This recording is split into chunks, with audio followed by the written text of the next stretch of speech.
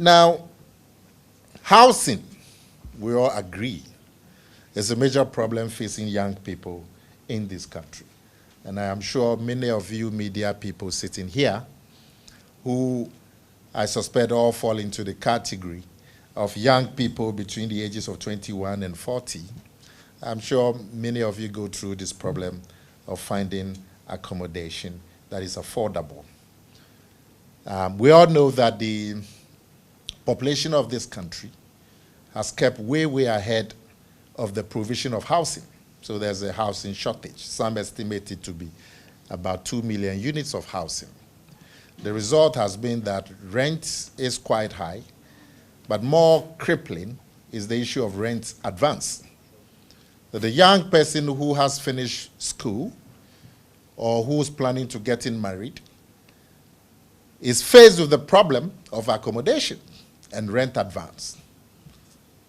You have to pay 3 years rent advance. Many young people end up taking loans from their workplaces and so on to be able to pay for rent advance. The NPP is going to relieve the young people of this burden of rent advance. What the NPP has in store is what we call the National Rental Assistance Scheme. Now, this scheme will be set up very quickly in the next 4 years of the NPP. Now, this National Rental Scheme for young people has the following features.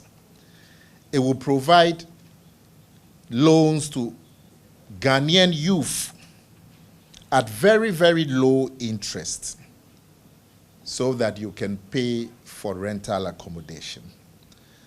Now, the monies will be paid. Landlords who desire to rent homes will register under the scheme. The rent, the advanced rent of 2 years or 3 years will be paid directly to the landlord, and you, the beneficiary youth, will just pay monthly payments to the scheme. So you would not have to look for all these huge amounts of 3 years rent, 4 years rent, and so on. You just have to look for the monthly rent. The scheme will take on the advance payment on your behalf.